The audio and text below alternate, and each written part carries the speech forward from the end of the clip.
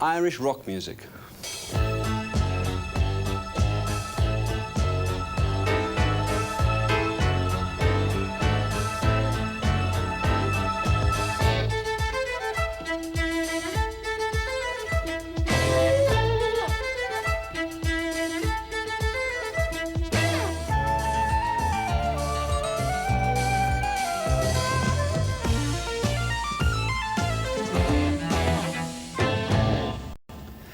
Hello, tonight we look at Irish rock music, which in its various manifestations has achieved both commercial success and great critical acclaim throughout the world.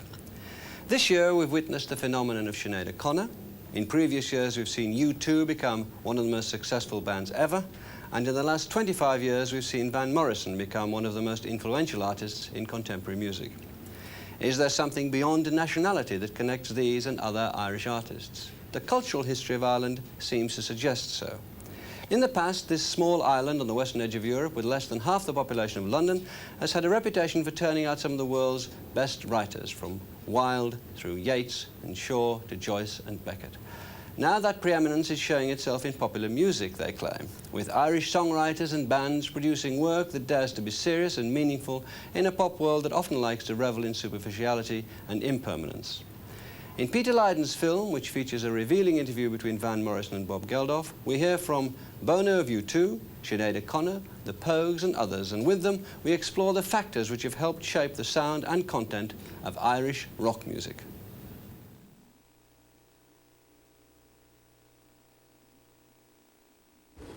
How would you characterise your relationship with your country of origin?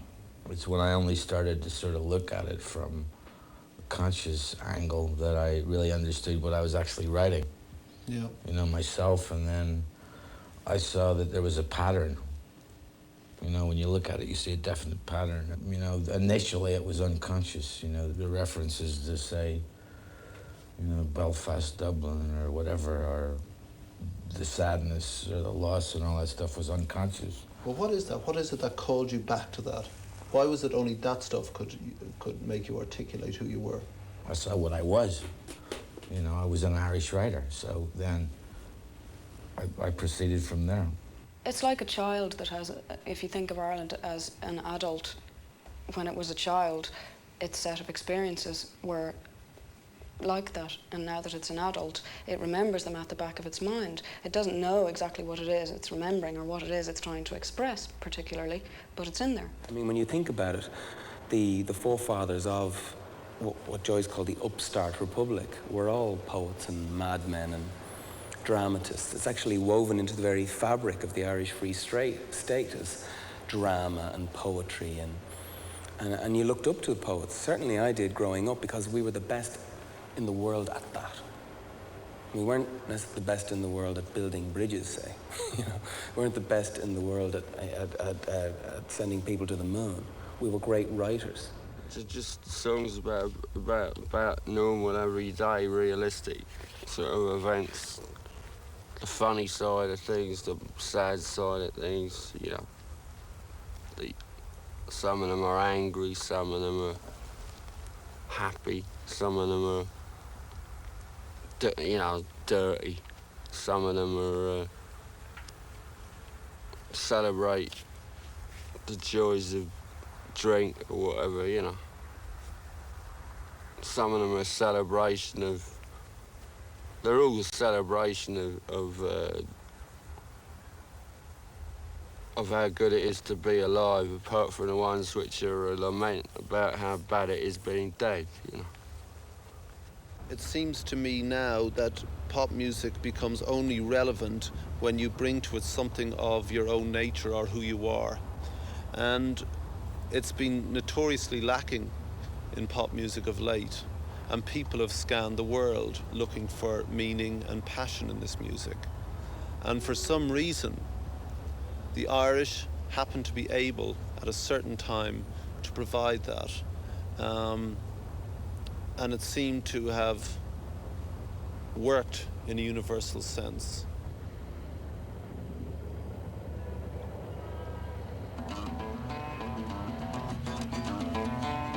Good evening once again, everybody. Welcome to the programme. Dave Fanning till 1 o'clock in the morning. Well, I just come back from the Point Depot from Sinead O'Connor's triumphant homecoming gig. We'll have a review of that later on in the programme. And we'll also be taking a look at the long-awaited second album from Dublin band Something Happens. First song I'm going to play in the programme tonight actually is Sinead O'Connor. And the first time we actually saw her perform this was with Christy Moore at the Mandela gig about a year or two ago. So I'm Stretched on Your Grave, and it's from the album. The second one, that is. I Do Not Want What I Haven't Got.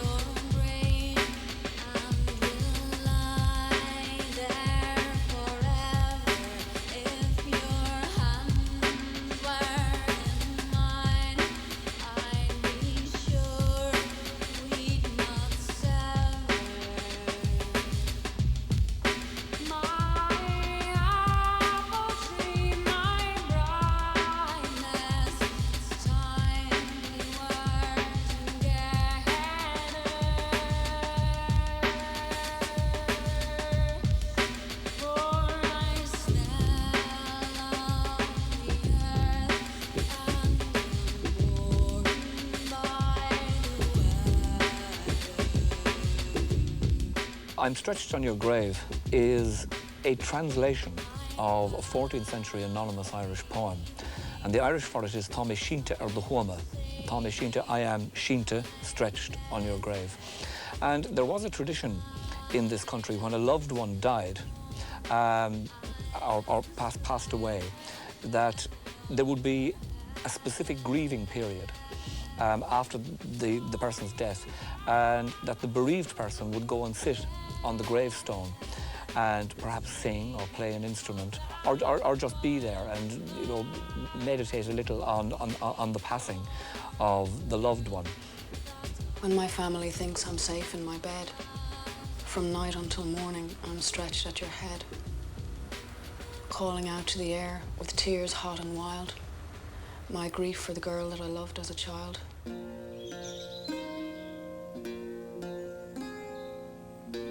Poems in this country have a great musicality in them. It's innate in the poems and in the old Irish lyrics. A lot of them were written almost as songs. There is music in them. Priests and the friars approach me in dread, because I still love you, my love, and you're dead. And still would be your shelter through rain and through storm, and with you in the cold grave I cannot sleep warm.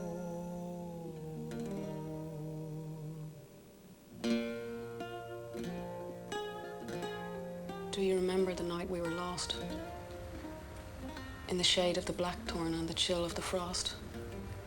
Thanks be to Jesus we did what was right, and your maidenhead still is your pillar of light. Sinead O'Connor sings I'm Stretched on Your Grave, and can only sing I am Stretched on Your Grave in the way that she does because she is Irish. She has listened to a lot of other different influences as well. She hears hip-hop music, she knew punk music, she knew rock and roll music. We all grew up with these different sorts of music. But the heart and the words and the interpretation of the words are intrinsically Irish. With traditional music, the reason it existed in the first place, and the origins of all music also, was the passing of information, the telling of stories. Ireland has a very, very troubled history. It had a time, you know what I mean? And it told about it and it passed on information. We learnt our history and our culture through music and poetry. The bards were like the most respected people, you know what I mean? I suppose the British presence here for 1,000 years would have had something to do with that, and the fact that for 1,000 years they tried to crush every form of Irish culture, the language, the music, the religion, the poetry, everything. They attempted over a long period of time to crush it and repress it. And I suppose in its own way, that made it more important for it to stay alive. It has been determined to stay alive, and maybe that's why it has remained so strong. Oh, once upon a time there was Irish ways and Irish laws, villages of Irish blood, awaken to the morning, awaken to the morning. Then the Vikings came around, turned us up and turned us down, started building boats and towns. They tried to change our living, tried to change our living. Cromwell and his soldiers came, started centuries of shame, but they could not make us turn. We are a river flowing, we're a river flowing. There's a book by Frank O'Connor called The Backward Look, in which he traces the influence of the past on Irish expression. And I think this can be divided into two parts, as it were, history and mythology.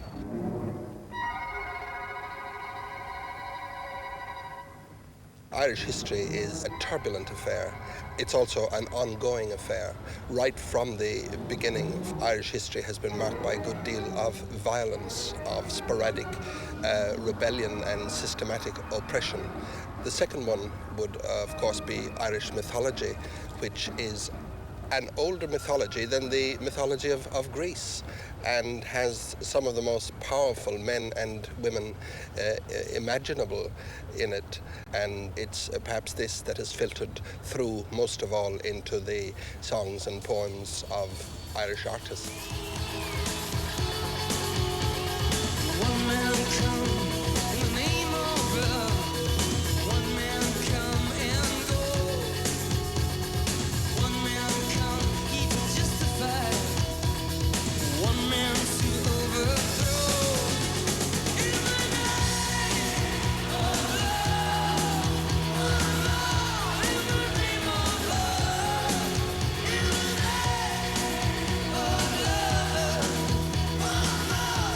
the name of love, one man caught on a barbed wire fence. One man he resists. One man washed on an empty beach. One man betrayed with a kiss. In the name of love. Almost despite ourselves, there's something about it which you might call Irish. I don't know what that is. Maybe just the notes you would choose or the words you would choose. I think language, for instance, using words for almost their sound as well as their sense, and the colour and rhythm of language. I think that's something that's Irish. The abuse of the English language, you might call it. Raymond walked with my nose down on wet grass. Raymond full of senses on nature's bright green shady path. Raymond know what I am. Raymond got Hulk Brown with sweet wine. We drank the silver ritual. We will drink the wine and break the bread.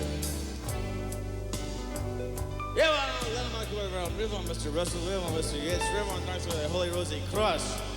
Raymond dance with Theosophy and the Golden Dawn. Raymond through the writing profession. Raymond, Raymond, Raymond.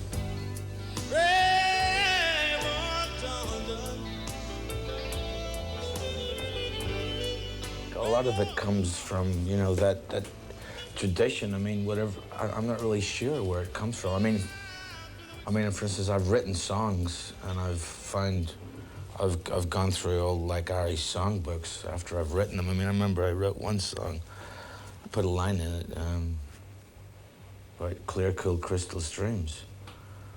I picked up a book of Irish ballads, and I was looking through it, and there was a song, Clear, Cool, Crystal Streams. So, I don't know. I think it's just part of this race memory or whatever.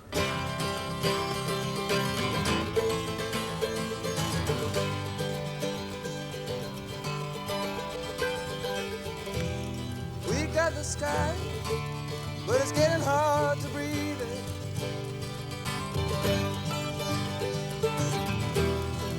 We got the sky, but it's getting hard to see it. Giving it all away. Yeah, we're giving it all away. Giving it all away. Don't give it all away. And an old man told me about dolphins and people. And he said that they was killing and they were sleeping. The Irish music is an ancient music which is now married to the rock idiom. We're from a tradition, and where a lot of people would say have a bass player, just as Peter said, a bass player would have a bass hero, you know, somebody, and would follow all sorts of bass books and bass riffs and stuff like that. We just go to the source of the tunes, of traditional tunes. You are the sweetest angel, you are the highest flyer, I know it's true. There'll never be another quite as beautiful, quite like you.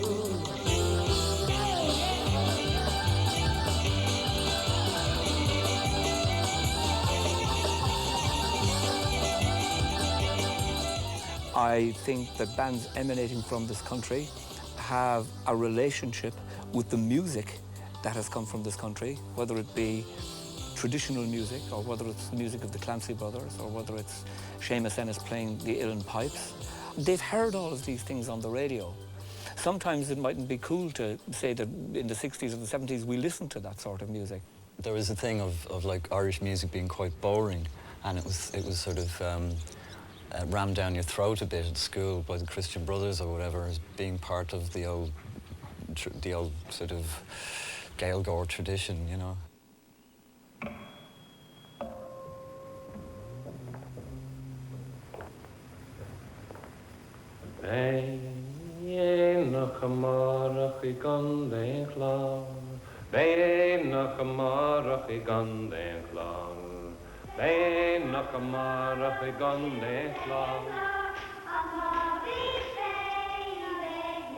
In the same way as the Irish language was sort of rammed down people's throats to the point where they actively disliked learning it. And that was true of a great deal of Irish culture, I think, at a certain point. The founding of Conor na Gaeilge and Sinn Féin, the rise of the volunteers, the outbreak of the First Great War. The image of Irish music was of something that was essentially rural, had to do a lot with wearing the black Sunday suit and a pioneer pin and being hunched over an accordion and not saying much.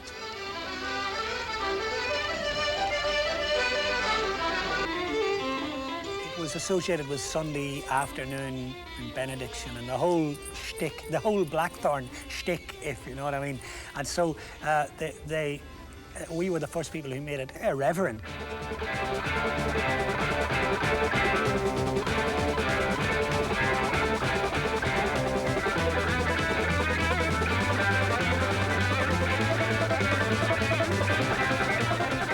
Horselips came along and made Irish music exciting for the first time. You know, Horselips got up on the stage and in their sort of ridiculous suits and all that, you know. Glam rock, you know. Irish glam rock. I mean, because they, in their own way, were as exciting to people like me as T-Rex or Slade or David Bowie were in England, you know. The second album, the one that Horselips dates from, was called The Tyne, and on The Tyne there's a line from Yeats, which was a very conscious, self-conscious attempt to tap into the things that he had dealt with and Lady Gregory had dealt with. They were up to the same sort of scam like 60, 70 years before, which was to take what are essentially a bunch of fairly scatological folk tales and turn them into a body of myth. Now, what we did was on a much smaller scale, but we were aware of all that had gone before. I think it was the first time that Irish kids could look at a sort of an indigenous music and go, that is kind of ours, nobody else can do that stuff. And we were part of a movement that bred bands like Planxty and the Bothies and eventually Moving Hearts. There were three old gypsies came to our hall door. They came brave and boldly, oh. One sang high and the other sang low, and the lady sang the raggle-taggle gypsy, oh. Oh, she gave to them a glass of wine, and she gave to them some brandy, and the fine gold ring that the lady wore, oh, she gave it to the raggle-taggle gypsy, oh.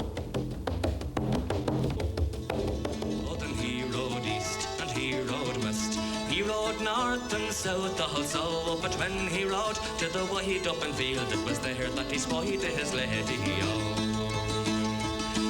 Oh, then why do you leave your house and your land? Why do you leave your money, oh? Oh, why do you leave your only wedded lord, oh, for the raggle-taggle gypsy, oh? Going back to 1970, during the periods of my life when I've been involved in bands, Donal and I and other musicians have tried to present Irish music in a more contemporary manner. I would hope that we didn't offend the old music, because the old music is the heart of it all. And the old music is what sustains the new music. And the fact that the old music is still alive, that it's not a revival, it's a continuation.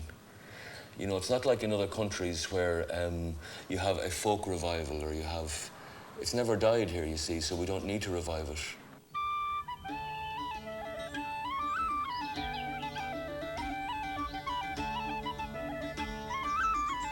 A lot of the Planxty music was very, very influenced by the music of Junior Crehan.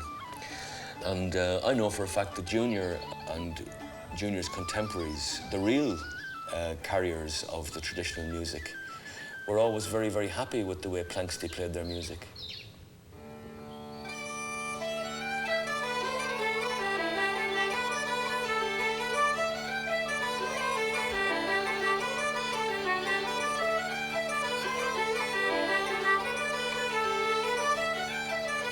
I'll be 83 years in a few months' time.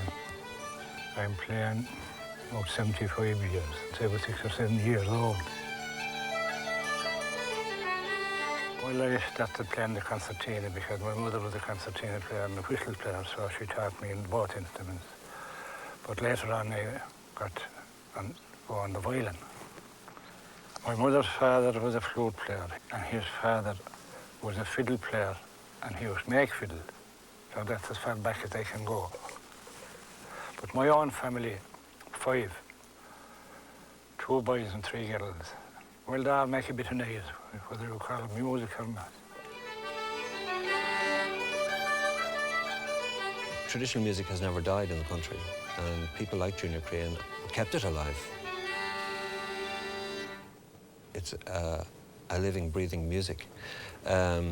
I think the fact that Junior is still around and people can go to him for source material, can get tunes from him that maybe aren't heard so often. I was coming from country horse dance, and it was weather like this, and the sun was up in the sky. And I was coming to a place kind of a glen where there were little trees and the birds were singing. And there was a mist, and the mountain over was at my back. And the sun shining to the nicest picture you ever saw. So that thing put notes into my mind. And I took out the fiddle and I got 3 or 4 notes. And I paused for a while and I got more notes. And if anyone was out there, that were the fairies.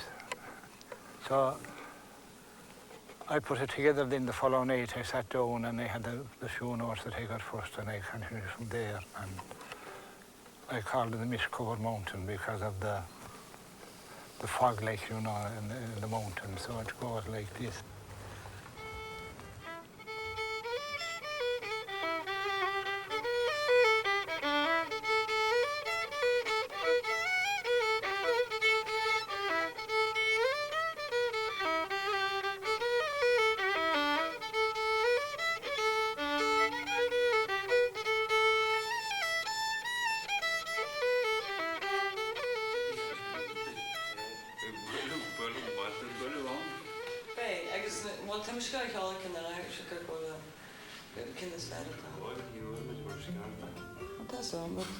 We grew up in an area which is Gaelic is our first language, and you know, my grandparents and my mother were steeped in sort of a lot of old traditional songs.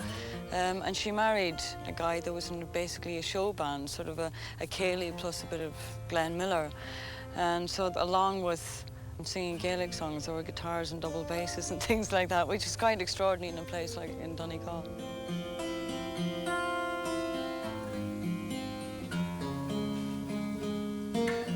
The traditional songs that we used to learn when we were growing up with, there's a lot of images of places and people's names within songs. And it is an area in Donegal which is absolutely gorgeous, and there's a couple of legends attached to it as well.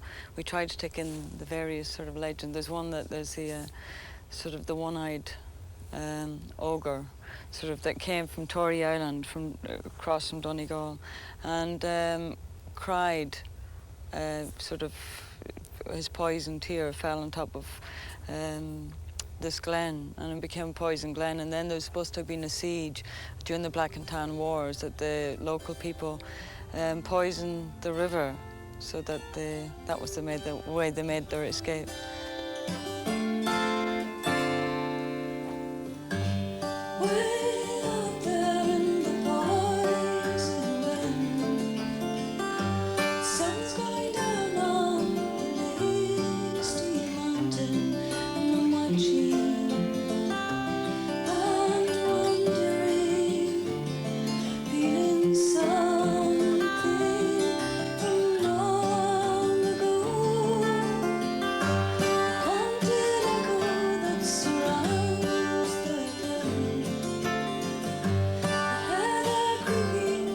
Sad songs are very much attached to emigration during the potato famine, and that there was just hundreds and thousands of people left, and there's thousands and thousands of songs about actually people even in the foreign countries, whether it was like in the New World, as they used to call America.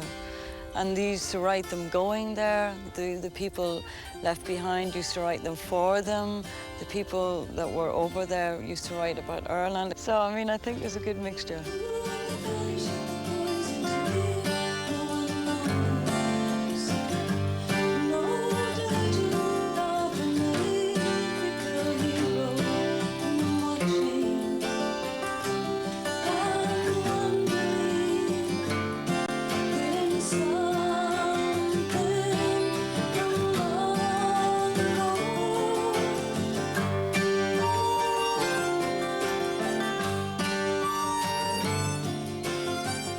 Well, of course, we had no television or radios or anything. In the night, people would gather to the house and they'd sit down, and someone would say dance a hit, another one would say sing a song, and the next one would be a story. And they'd tell stories about great warriors here in Ireland long ago, the Fianna Fáil and Finn McCool and all the rest, you know. And they were very long stories. They'd keep telling them till about 11 o'clock, and then they'd see the clock, oh, we'll finish it tomorrow night. Tomorrow night would come, and they wouldn't have it finished that night till all 3 or 4 nights. Very long stories. There were some great storytellers, but there isn't many of them now, except myself.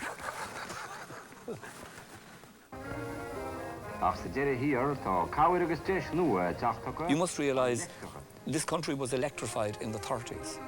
It didn't have television until the 60s. Radio as a medium was, you know, fairly new to Irish people. So all of their interaction and all of their sources of information were from each other. It was storytelling. I would go around to your house and tell you what had happened. And the songs actually grew out of that process of communication as well.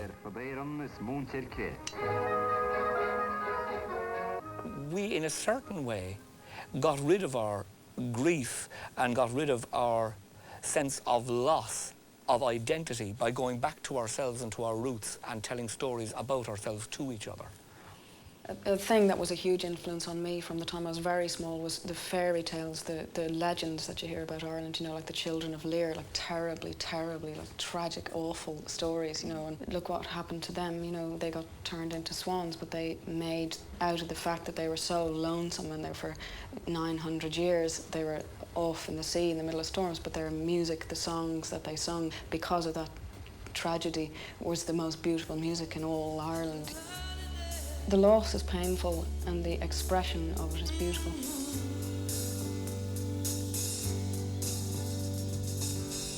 Sweet the sin, bitter the taste in my mouth.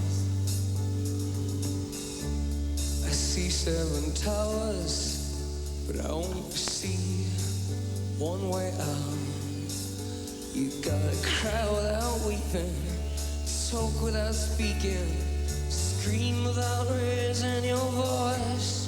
You know I took the poison from the poison stream, and I floated out of here, singing oh, la la la today. I don't think I'm a very good storyteller, certainly in the traditional sense of the word. She runs through the streets with her eyes painted red under black belly of cloud. In through a doorway, she brings to me white golden pearls stolen from the sea. She is raging, a storm blows up in her eyes. She will suffer the needle chill. She's running to standstill. It's hardly a story. I mean, but that's my version. That's how I tell stories. They're sort of psychedelic stories. I mean, they paint a picture more than tell a story. She's raging, and a storm blows up in her eyes. She will suffer the needle chill. She's running to stand still.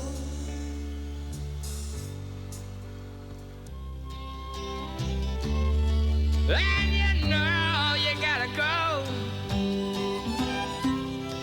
on a train from Dublin up the sandy road,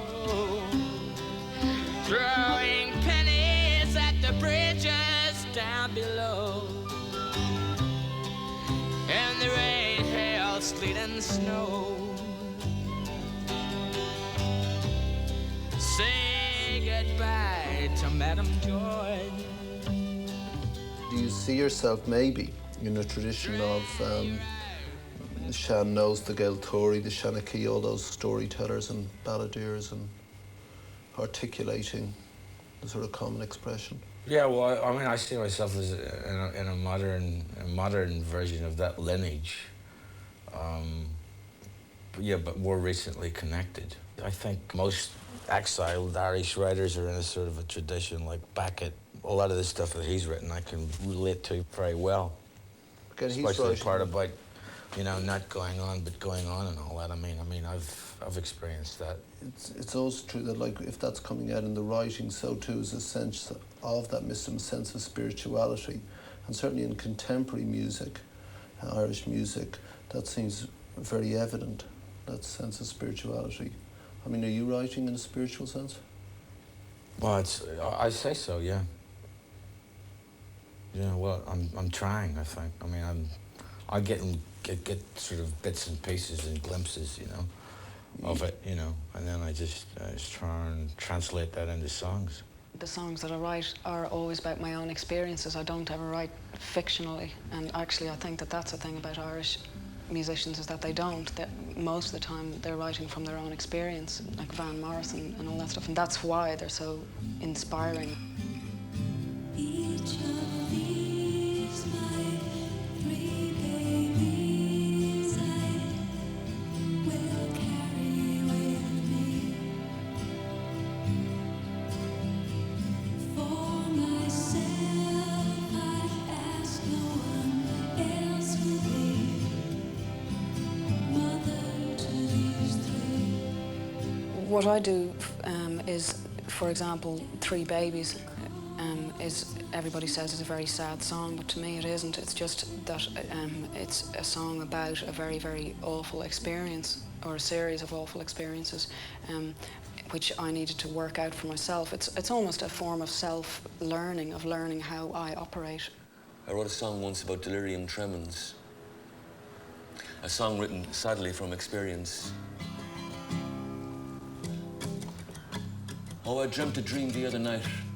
I couldn't sleep a wink. The rats were trying to count the sheep and I was trying to give up the drink.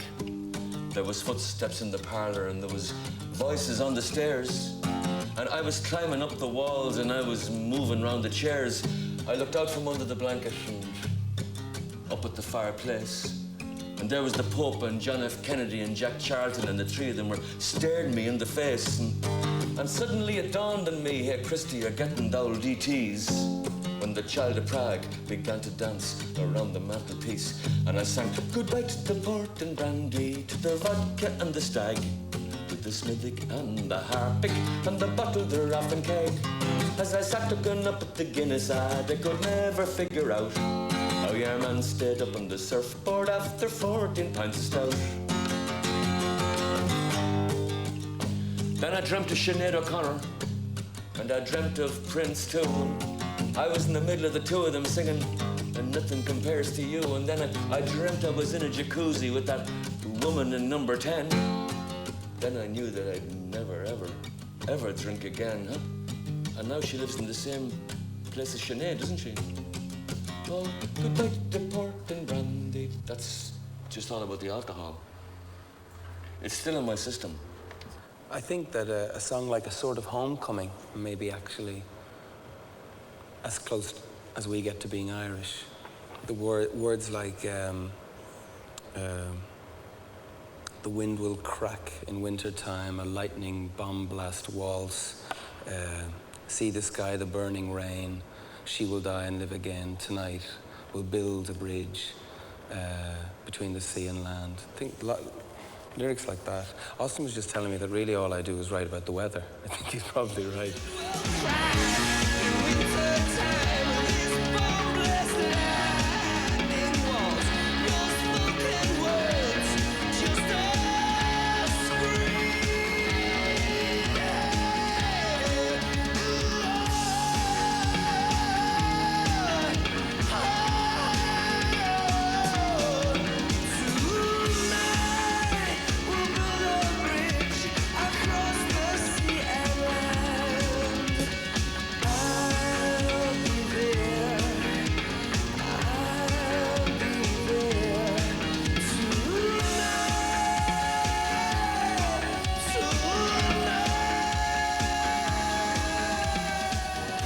I think, like you two, we make the loudest, saddest songs. They seem to make people happy, but I think they are very sad. And there is a kind of pathos about Irish people, actually. You know, you see it in a pub on Friday night. People very happy, you know, really happy, throwing their arms around each other, and the next minute is a row, and somebody's in tears. It's just, we're very Italian. Blame it on Dante. Started out writing songs for the Pogues, yeah. Was by trying to write songs which were like Irish traditional ballads, except about nowadays and here, as opposed to long ago and there. There's nothing left for us to say now, but the best way is I walked into the nearest bar. I sat and looked towards the sea. I wandered drunken down the beach. Yeah, we can pick it up there so you'll hear that instrumental bit. Oh, she gave me Rican whiskey. Oh, she gave me Hong Kong flu. Oh, she gave me 8 pound whiskey. Now roll, tight man. I don't particularly like performing songs anymore. But I like writing songs, yeah. I can do it on my own. It gets these out of me that I couldn't possibly express any other way, you know. Shane is continuing a tradition. And Shane has spent most of his life, I think, in London. and yet his lyrics are so Irish. They're so wonderfully Irish that I find them almost glorious to sing. I mean, glorious is a huge word, but I mean, if you take that.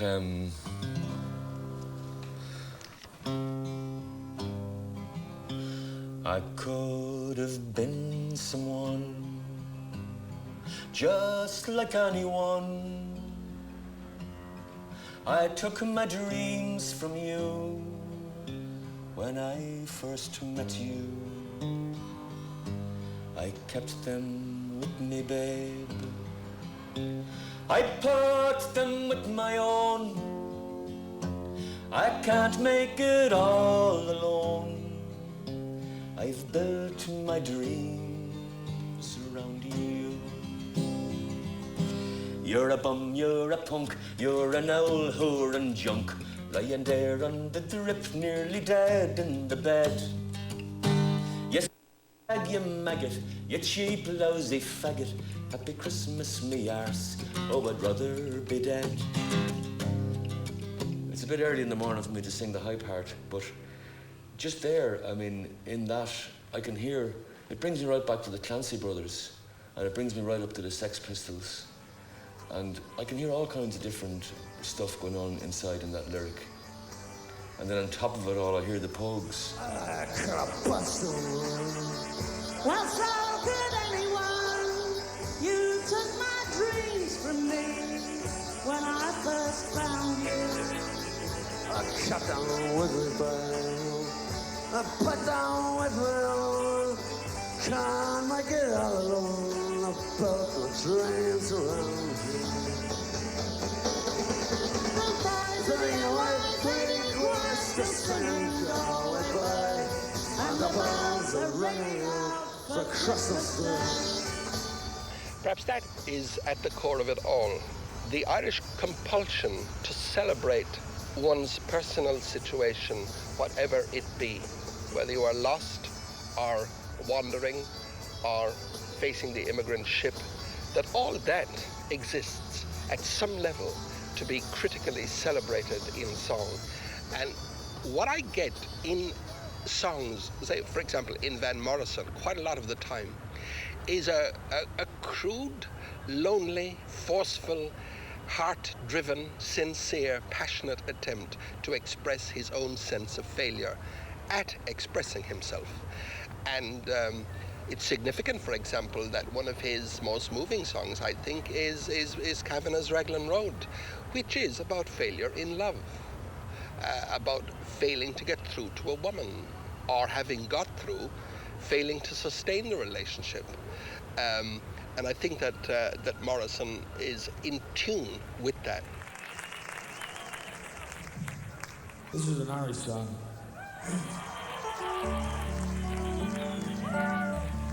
It's not about gypsies, but it could be. On Raglan Road, on an autumn day, I saw her first, and you. Then her dark hair could weave a snare. All the line they one day rode.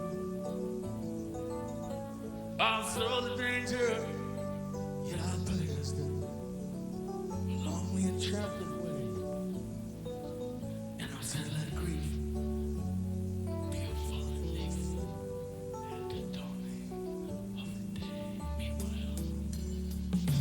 On Grafton Street and on Brown Bird, we kept the light back along the ledge. On the deep red rain world can't be seen. The worth of the conscience split. And the criminal parts still making cuts. And I'm not making it. We love too much. By such and such, here's all happiness just thrown away.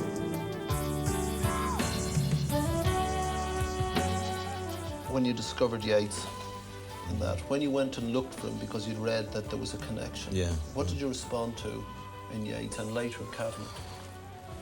Well, this, transcendence of the mundane reality, transcendence of everyday reality, and You know, something like, you know, you take a song like Raglan Road. I mean, if you went to Dublin and looked at Raglan Road, it's just, you know, a few rows of houses. But I mean, if you listen to this song, it's much more, you know, it's, I mean, there's this thing, I don't know what it's like for you if you go back to Dublin, but I go back to Belfast or Ulster. I mean, it's, people are always saying, you know, you remember that, you remember, you know, they're always talking about things that happened before, remembering things.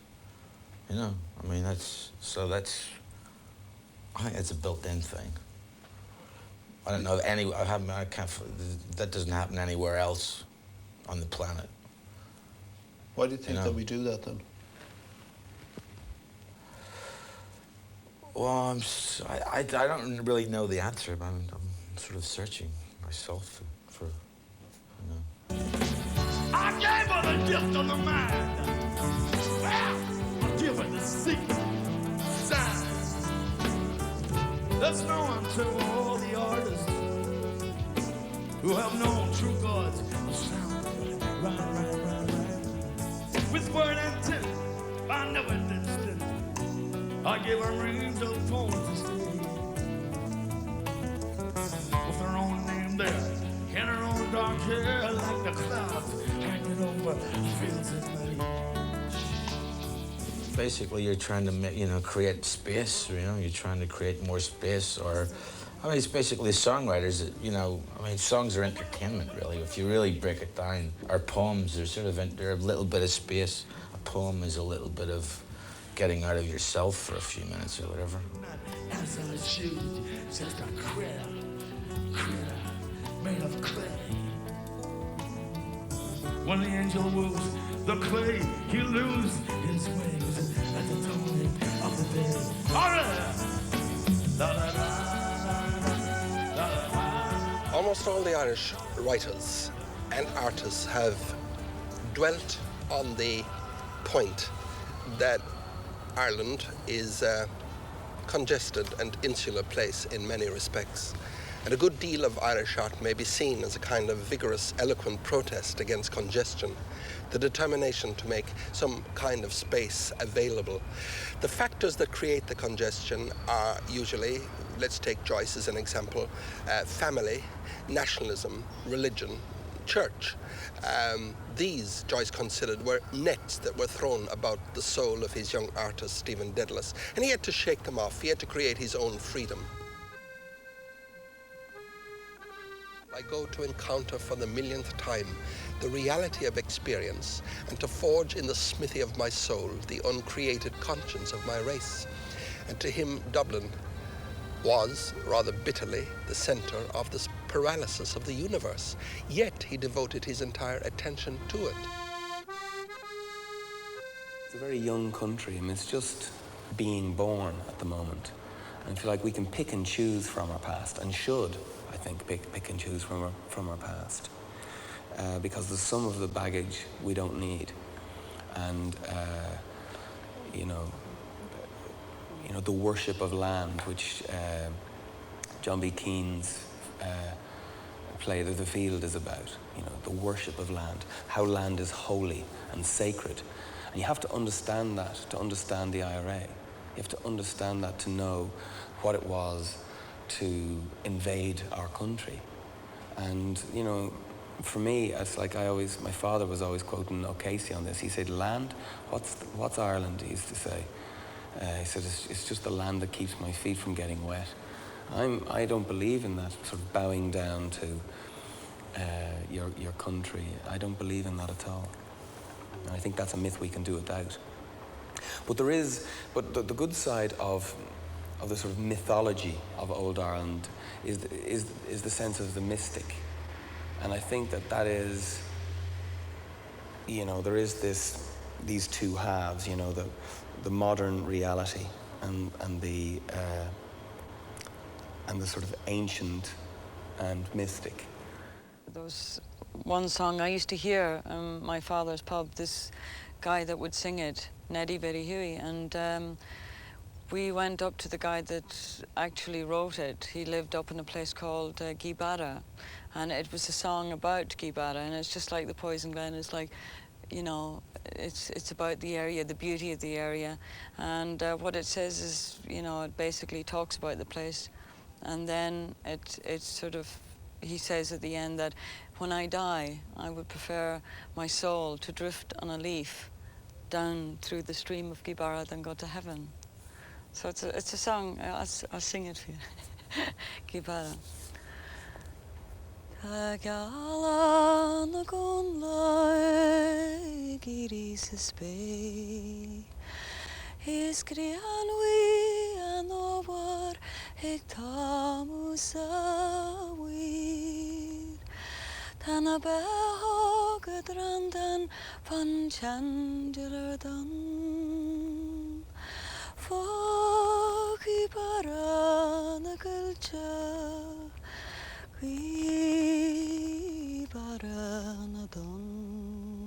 If you weren't in pop music, say you were actually cleaning windows, would you still write songs? Sure. Why? I'd have to. I don't know why. I'm compelled. By what?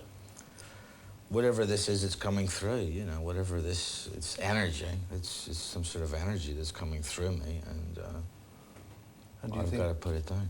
You know, poems were life and death for Kavanagh, you know, and that's a very unfashionable thing to say about rock and roll, because you should be able to say, I should be able to say that my music doesn't mean that much, you know, it's only rock and roll. But it isn't only rock and roll to me. And that is a very unhip thing to say.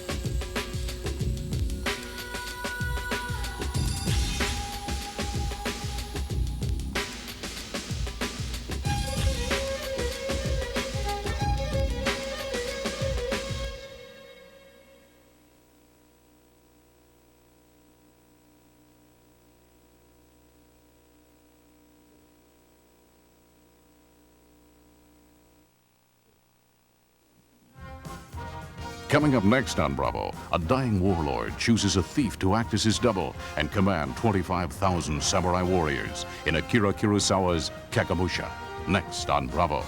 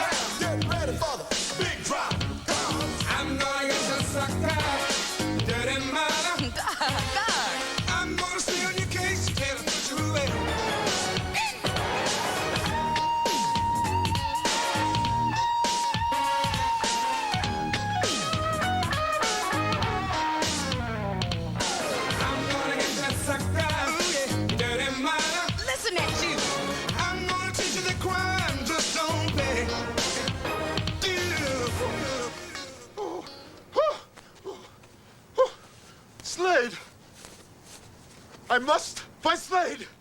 Kung Fu Joe is here! Sorry, buddy. They've already gone.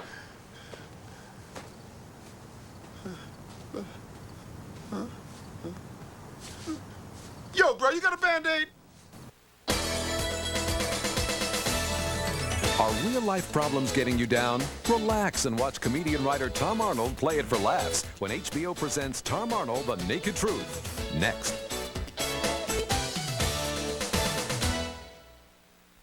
Tom Hanks is your average Joe. For $300 a week, I've lived in this sink, this used rubber. You are really intense. Until he gets an offer he can't refuse. I want to hire you to jump into a volcano. Tom Hanks and Meg Ryan star in Joe versus the Volcano. I love you too, but the timing stinks. I gotta go. Tomorrow on HBO. It's a lineup of original comedy tonight on HBO.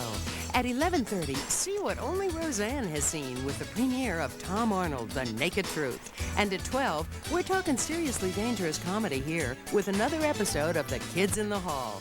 Then at 12:30, catch 'em now or hear about 'em later. One Night Stand, The Higgins Boys and Gruber. It's back-to-back laughs tonight on HBO.